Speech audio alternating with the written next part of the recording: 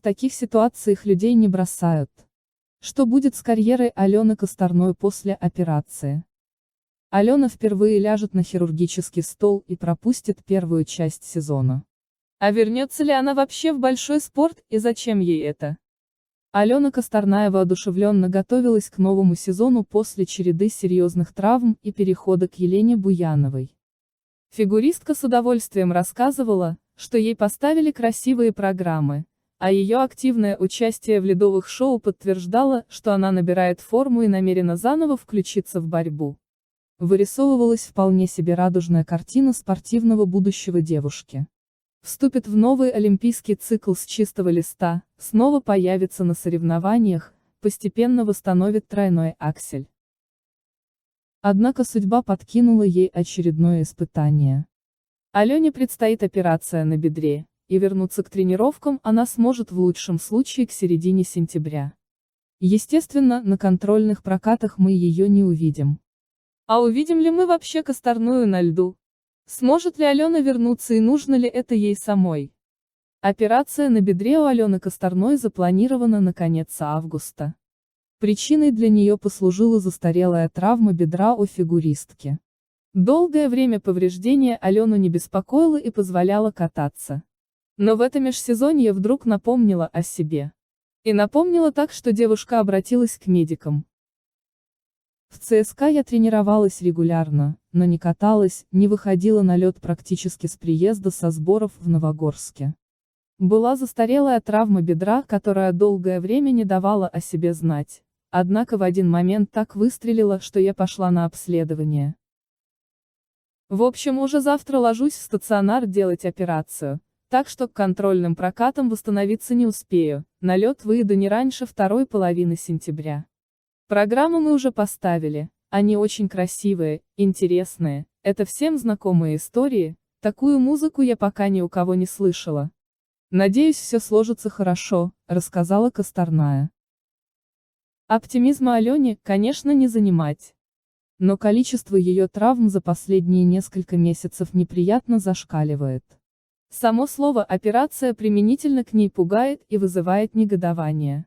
Такая одаренная фигуристка и никак не может полностью реализовать свой потенциал. А теперь она еще и рискует преждевременно закончить карьеру. Потому что желание кататься дальше, о котором регулярно заявляет Алена, не всегда совпадает с возможностями. Зачем Косторной продолжать карьеру и можно ли вернуться после операции? Есть ли вообще смысл продолжать карьеру Алене после операции? Зачем калечить себя и изнашивать молодой организм? Чтобы попасть на Олимпиаду в Милане. Так сделать это будет затруднительно и без подорванного здоровья. Или ради любви к фигурному катанию. Кажется, именно сейчас Алена по-настоящему полюбила свое дело, и произошло это, как ни странно, уже после ее ярких побед в первом взрослом сезоне.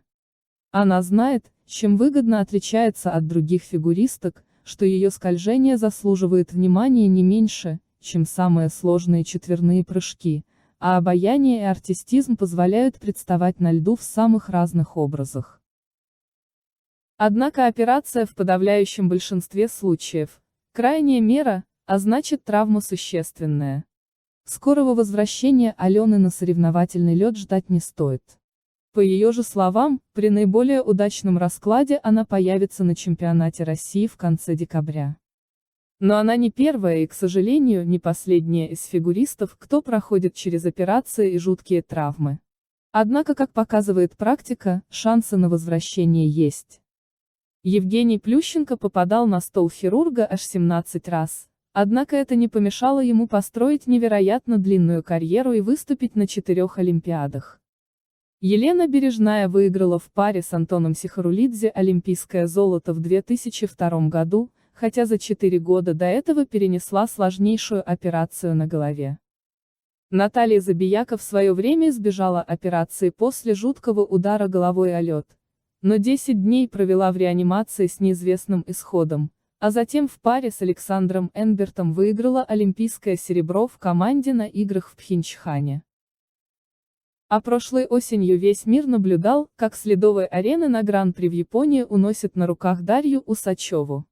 Ее травма также была связана с бедром. Оперативное вмешательство не потребовалось, но Даша не могла ходить и больше 2 месяцев не тренировалась. Вся тренерская команда ждет ее на льду. Из-за травмы Алена снова пропустит несколько стартов. Последний турнир, на котором она выступала, это Гран-при Франции в ноябре 2021. Получается, она проведет около года без соревнований. С другой стороны, международных турниров для россиян в новом сезоне не намечается, так что и больших потерь в плане состязаний у спортсменки не будет. Трудно говорить что-то о везении, когда речь идет об операции, но все-таки хорошо, что обострение травмы бедра произошло сейчас.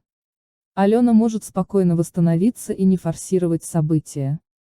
Наберет форму, накатает свои красивые программы и с новыми силами и поправленным здоровьем отправится в бой.